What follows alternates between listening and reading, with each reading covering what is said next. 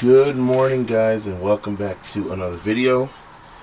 Today I have my vlog stick, whatever, with me, and I thought we would just walk around the garden and take a look at some things that are blooming right now, look at some things that are getting ready to come into bloom, look at some of my project failures, some changes in the garden, and kind of just spend the morning together touring around.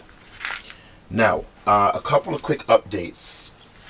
I did move around some things. Some of my containers kind of got neglected, and so plants died. I tried to convince myself earlier this spring, sorry for the harsh lighting, that I would be out here all the time and I'm not going to worry about the heat and whatever, and that just was wishful thinking. When the heat set in, I ran in the house. And I was not interested in being out here. So some of my containers, some of my flowers just died. So these containers are actually doing well. They're by my front door. They are some concrete urns or, containers that I got at the garden center last year, and I like them here. I had them at the end of the walkway, I had them at the end of the driveway, and they just weren't working out. I love how they look by the door. They're going to stay here year round. This year I just planted some caladiums in there. I forget the name, but I'll pop it up on the screen, along with some asparagus fern, and I think that just that classic peaceful look is really nice. Over here in the corner, I have a terracotta pot with a boxwood topiary that I started earlier this spring. And this also is going to live out here year round. I have it just raised up on a little plant stand. And you can see it's getting that nice patina. So in there, I've got a trio of begonias, white with pink fringing, and I also have some ivy. So the ivy will be perennial. Of course, the boxwood is going to be perennial. And this container, I'm hoping, because it's under my little awning, if you will, and it's so close to the house, it'll be protected in the wintertime. So therefore the terracotta should last a little longer, but I plan to leave it here year round. And you can see I moved out all of my philodendrons, putting on new growth, and some houseplants that get a little bit of morning sun and just a smidge of afternoon sun. That's doing perfect for them. Now I must say, I have a success story under here. I don't know if you can see it. This plant, which is a rubber plant, was stagnant for a whole year. No growth. Put it outside and I've got 2 new leaves. I kind of tattered one when I was trying to move it the other day, and I've got another one coming out there. It's going bonkers. Of course, my hydrangea's doing wonderfully well. Look at these blue flowers. Whew. I'm not going to show you the container that's hanging, the hanging basket above it, because it's not doing well. Over here in this corner, I have a bloodgood Japanese maple that I've had here for about 2 or 3 years. This is my little shade bed. I've got a hosta back here that's just going out of bloom. And I don't know if you will be able to see it, but underneath here, I've got a collection of hellebores that I love. And on the other side, I've got some grasses, some shade grasses that we'll see in just a bit. So actually, let's pop around to the other side and I'll show you that flower bed. But before we do that, just let's take a look here. This is the flower bed that I have yet to tour you through, so we're going to actually walk through this flower bed today. We went through the ones that are behind me. This flower bed has recently been cut back. The perennials have been cut back, so it's not looking as lush and as full as it normally would be. But I think it still looks pretty. This container I had at the end of the walkway, if you remember. It's my container with brain freeze. What's in there? Ginger mint and spearmint. There's something else in there, and a leftover super bells from another project. And I just tucked it into the flower bed right here, and it's up on a plant stand. And again, I think it looks really, really nice. This arborvitae has lived here in this red pot for 3 years. And I've also had this creeping Jenny coming out of it for the last 3 years. And the creeping Jenny, I cut it back in the fall, and it comes back every year. Love that container. This grass is going in the backyard. Don't mind it. I've got some... Ooh, my shadow. Excuse my shadow there. I've got some leftover violas from the spring that I haven't cut back because they're still looking nice. I've got some Bloody Dock right there. And yes, that is the name of it. And again, that's a perennial. It started to set seed this past spring, and I cut those seed heads off because I don't want it to self-seed all around the place. Here at the front of the bed, I've got a orange Kodiak Durvella. I've got a couple of containers that used to live on the front patio step. Wasn't getting enough sun, so I moved it out here. I've got a lemon coral sedum, a blew my mind Evolvulus, I can't pronounce that word. Got some bacopa, a begonia that blooms yellow. I think no, it's not perennial. A lantana that I was supposed to take out of this container because it doesn't go with the color scheme. And I forget what the name of that flower is, that blue flower there. I'll flash a name on the screen if I don't remember it. At the border of this flower bed, I planted 3... Wow, I can't remember plant names this morning. Jeez. It's not Morning Glory Charm, Daybreak Charm. Woo! Daybreak Charm Supertunias, and I planted above that Golden Dreams Coleus, and I like how it looks. And they're starting to fill in. Again, I'm sorry about the harsh lighting. It's really early in the morning, and these plants are in full sun right now.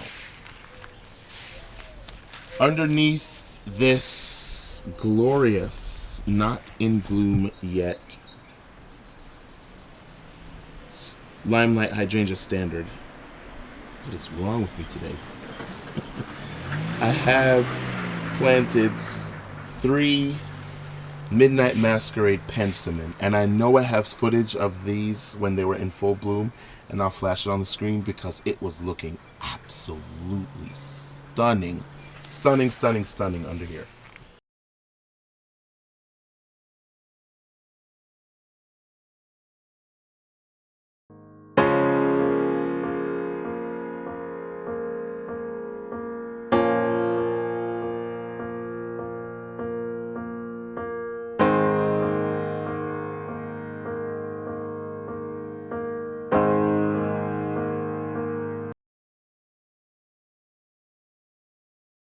So when they're in full bloom, they kind of come up about here on the trunk of the tree, and it shades out the base of this bed so beautifully.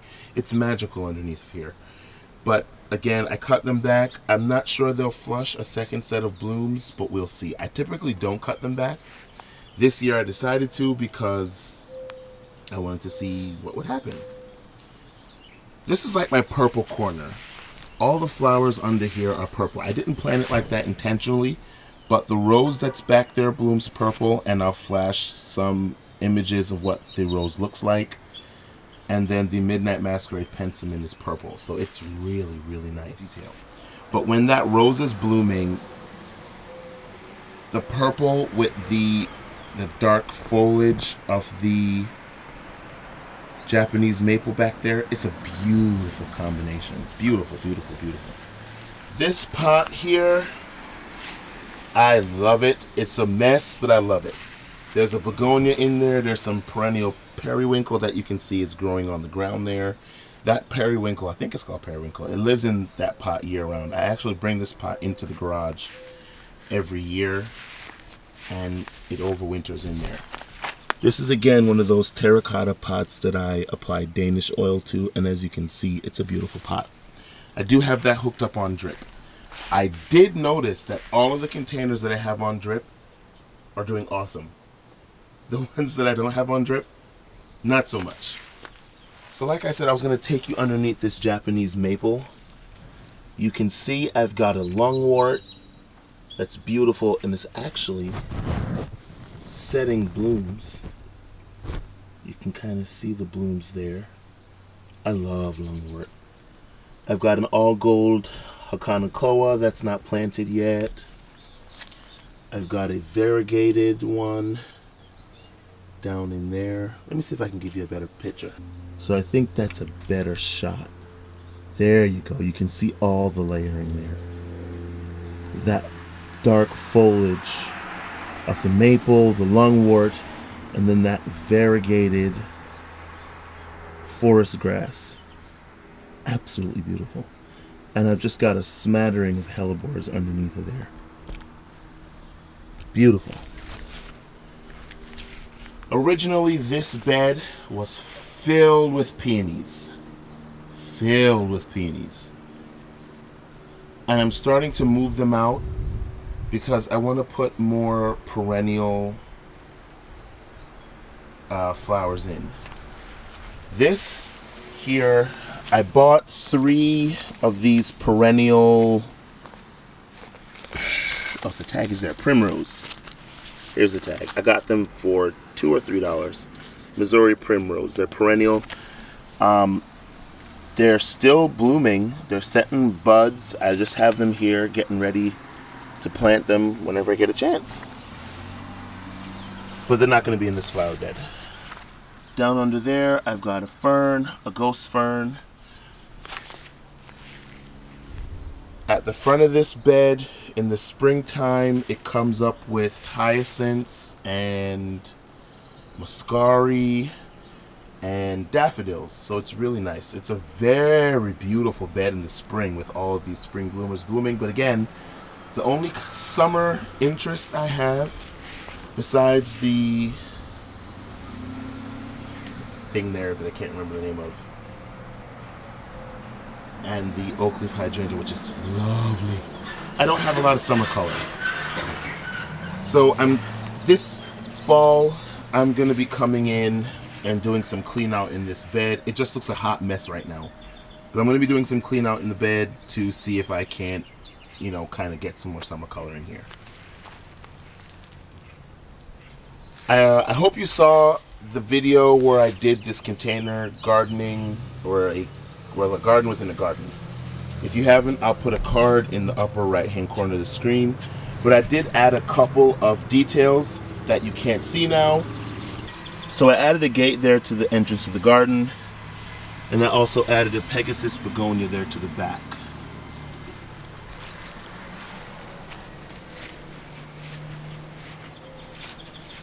Up against the wall here, pardon my hose, I've got a clematis that is, earlier this spring, was blooming prolifically, as you can see with all the spent, focus, with all the spent flower heads, which I'm going to leave. I kind of like how it looks.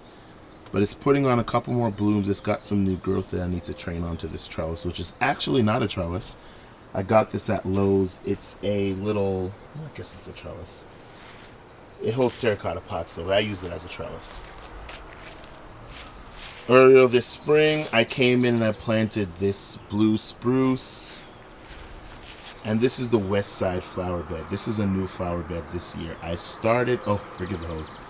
I started this garden bed to carve it out last summer into fall. It wasn't working out. I abandoned it, and then I finally got my act together and did it this year.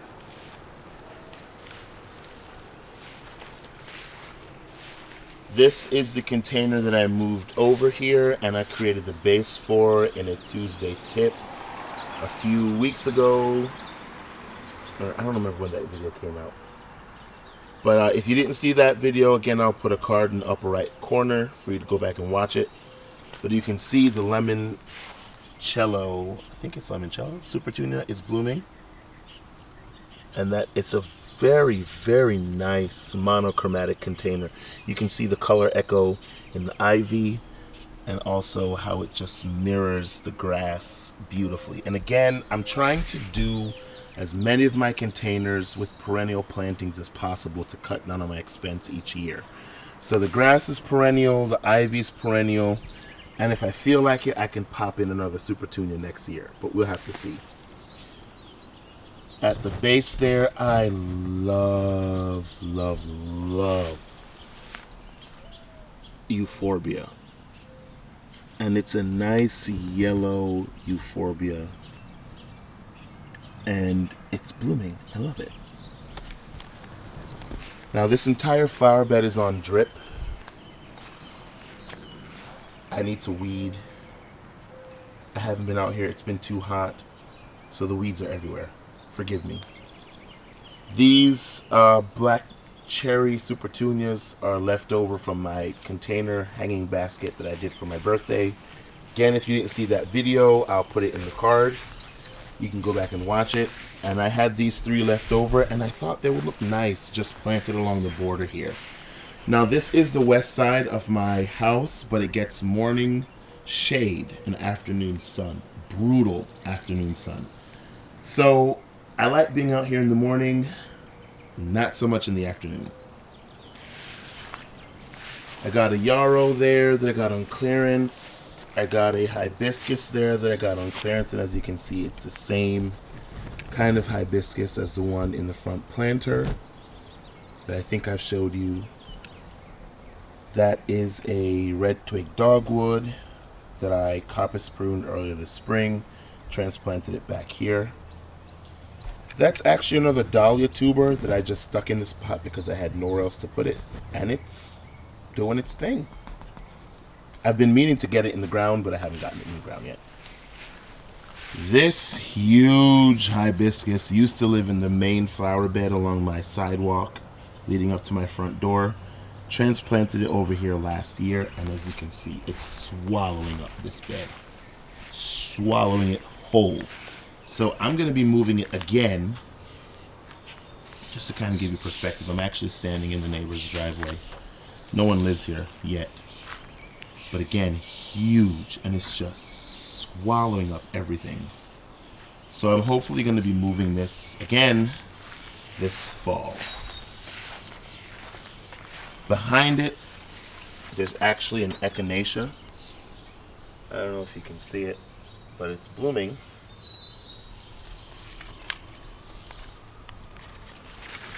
It is blooming. Whoops. See? Told you. And if you look here, the hibiscus is about to start blooming. And it blooms red. So, I mean, I do have some bee balm over here that, again, the hibiscus is swallowing up. I have a gomphrena, the Proven Winners variety, and I have pentas. This crepe myrtle I'm going to be planting in the back along the new flower bed. I've got a fountain, or not a fountain, a bird bath. Mums. This is a foxglove that I started from seed. I've got an opening act phlox, Proven Winners variety. And then back here, still in their cans, I've got a Julia Child rose that I don't know what I'm going to do with yet. I got it for like $5 on clearance at Lowe's. But look at that soft pink bloom. absolutely stunning. And then I got some cat's pajamas Nepeta that I'm not sure I'm gonna put yet. I forgot to mention this salvia. I think it's, I don't know, but it's sold as an annual salvia, but it's hardy to zone 7. I garden in zone 7. Whoops, not even showing it to you. I garden in a zone 7, so it should be perennial for me. I'm hoping that it is, but you can see the blooms are pretty. Pretty. And I've got another clematis back there not doing so hot. Now, for those of you who saw the tour of this flower bed, you would realize that I ripped out those sedums that were there. Every year around midsummer, they flop in the middle. I don't know what it is. I thought it was a water issue. Oh, lovely, my delphinium is leaning over. I thought it was a water issue last year. So in the fall, when everything was cut back, I moved the drip around in this area and took it completely from the front of this flower bed. But I think what happened is a combination of two things. The land is sloped downward towards the sidewalk, so actually up here, the back of the flower bed is higher than the front. So I think all the water still slopes down and they get the rainwater and the drip runoff. I think that was a factor, in addition to the fact that this flower bed is rich with nutrients. Because I fertilize, I put down compost. So sedums don't typically like all of that rich fertilizer. They want something dry, something kind of inert, nutritionally deplete for the most part. So I ripped those out. I'm going to plant them in the back because I'm just not going to throw them away. And I think I might just continue on with the lamb's ear. I'm not sure. I have these 3 placed here and I'm not really feeling it. So I'm thinking I might plant the Nepeta here. I don't know. I'm going to see how it looks. I'm going to take these out, plant them at my parents' house, put the Nepeta there, and see how it looks. Who knows? Over here, I don't know if you remember those big planters. I have shots of it. I'll pop them up on the screen that I had here and on the opposite side of the flower bed, or the driveway. What am I talking about? I moved those to the back. The flowers were getting huge. The flowers were spilling out into the walkway. So I put them on the deck in the back. And I bought these containers from Home Depot. Originally, these containers were $80 a piece. And I got them for $25 a piece. That is a steal to me. So what I'm thinking is, I got these 2 topiaries. I'm thinking that what I want to do is have these containers be perennial plantings so that I don't have to plant them up each year. So I'm going to be running drip to them. I'm going to be leveling them out, and I'll make sure that you see that in the video soon. Last thing I want to update you on is the dahlias are going bananas. Oh, I wish the sun wasn't out right now and the shot wasn't being blown out, but look at those dahlias. Woo. I'll get pictures of those and put them at the end of the video so you can see them nicer. But that's pretty much it for this tour. I hope you guys enjoyed seeing kind of what I've got going on here. I know the sun was out. It's harsh. The lighting is harsh. I sincerely apologize. But I want to thank you guys for your continued support. Thank you for watching this video. I hope that this was a nice way to start your day. Remember that in all things give thanks. If you're not subscribed to the channel, please make sure that you show me some love, show me some support, subscribe to the channel. Give me a big thumbs up if you enjoyed this video. Make sure to comment, subscribe, share, and I'll see you in the next video. Take care, guys.